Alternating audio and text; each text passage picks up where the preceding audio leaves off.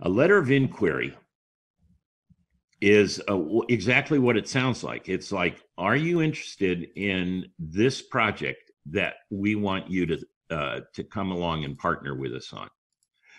And it's a brief, short letter, maybe maybe a page. It can have several forms. One of my ideas that I like with this is to prepare letters of inquiry much in the same way you prepared your white papers. But in this case, to hold them to one page.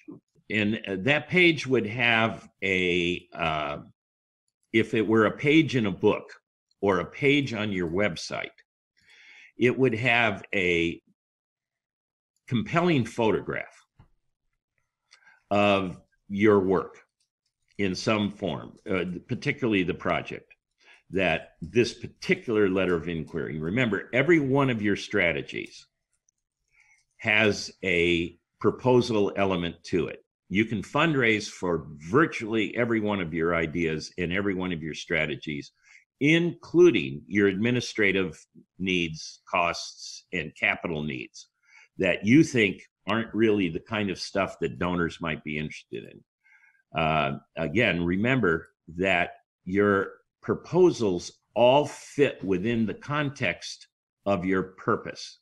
If people get your purpose and they're joining you because of your purpose, they'll fund just about anything, because the stuff of mission is just the stuff of life, isn't it? It's classrooms and trucks and transportation and teaching and food and shelter and counsel.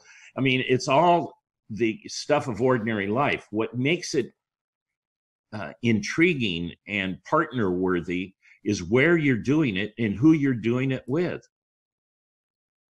And God's calling on you, and you have to have that confidence when you go out. So a letter of inquiry is a brief statement about each of your strategies.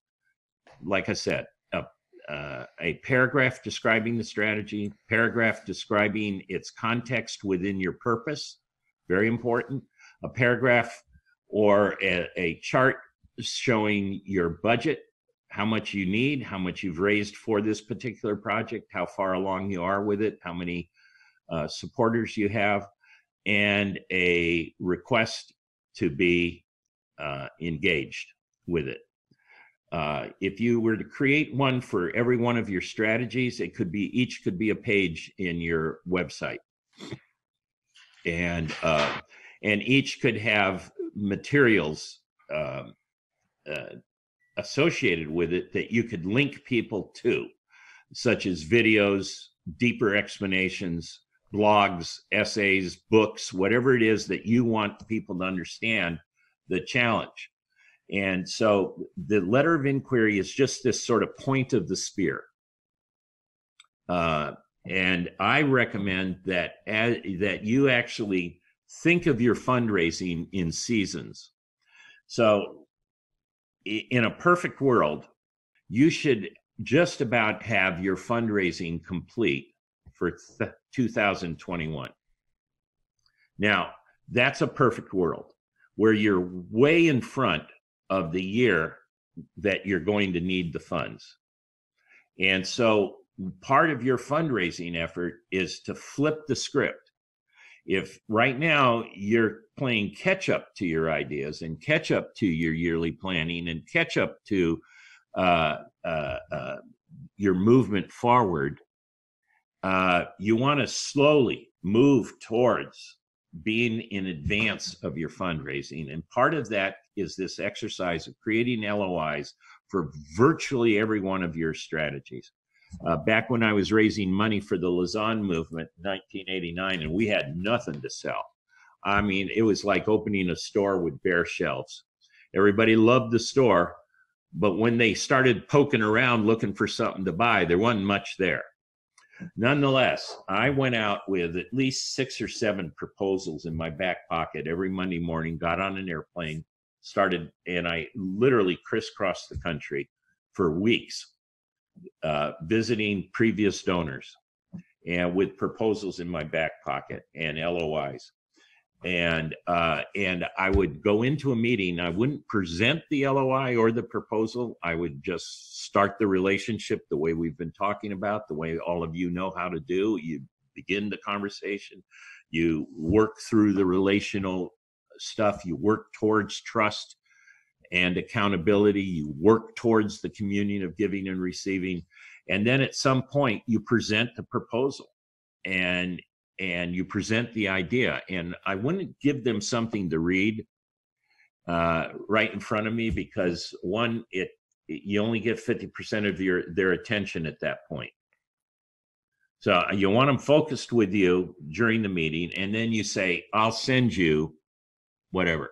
And so I would leave the meetings, go back to my hotel room, and this was back before much of the internet and such. I mean, much in the way it is now, and this was way back 25 years ago, or longer actually now. And you would nearly 30 years ago, I would sit down. I'd dictate a new paragraph or a fresh paragraph describing the meeting, what we talked about with the donor. And then I would send that tape off to my secretary, who is in North Carolina, and she would type up the proposal. And by the next day, it was in the mail to them. So that within a day or two of our meeting, they had the proposal in front of them. And then I had an excuse to come back to them a week later and say, hey, have you had a chance to look at the proposal? And that gave them a chance to either blow me off or say, yeah, I did, let's get going. And so that's how I used these things. But I sat and prepared them all well in advance of any meetings I had. And so I've actually recommended in the past that people create a book of their LOIs. And so if you've got a large organization with 150 different projects and strategies, then that book's 150 pages long. And if I were to look at the budget on each one of the pages and total all of the pages up, I'd know your annual budget. That's how good those LOIs would be. And I'll tell you where the power of that particular book is. It's with your group. I just had a coaching session yesterday on it was a post-white paper with a large medical mission that is working across the world, has literally thousands of people engaged with it.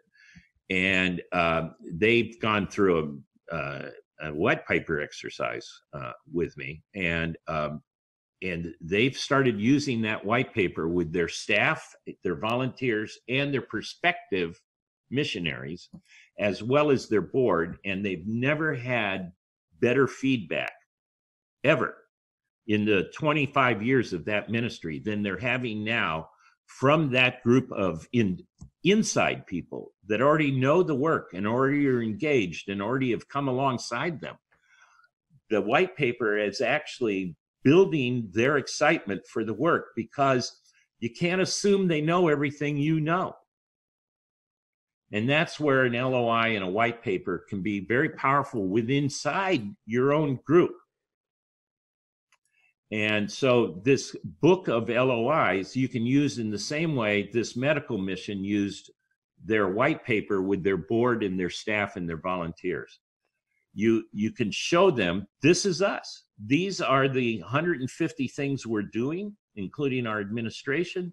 These are the 15 things we're doing. These are the 3 things we're doing. Whatever it is, the LOIs actually give them a feel for what the field work that you're doing actually is. It also allows your potential donors to get a quick read on whether they'd be interested enough. You have to trust the intelligence of that donor, and when you write tight. One of the questions the medical mission asked me yesterday was, when we have to fill out an online application, they sometimes ask inane questions, or they ask questions that are just way too difficult to answer in 10 words or less, and that's what they're asking. And so what do? Do we Do we challenge that? Do we go ahead and write longer than they asked? You know, they were asking that question generally as they were looking at their own fundraising. This is an experienced group. And so their question to me was, can we change the online application of these foundations and major donors that have asked us to approach them that way? And I said, in absolutely no way. You're not their grammar teacher from high school. You're not, you must learn how to take a paragraph that you think is already boiled down to its last words and boil it down more into a single sentence, if that's what they're asking for. Meet them where they are and then go from there. And it's just hard work to write short documents that are compelling. It's just hard work. It means edit, edit, edit, edit, edit, get people to read it, then do some more editing. You'd be surprised how good a tightly written sentence can be in terms of communicating what need. It can't communicate the nuance. It can't communicate the depth. That's all for your further work. But a tight sentence can communicate the idea.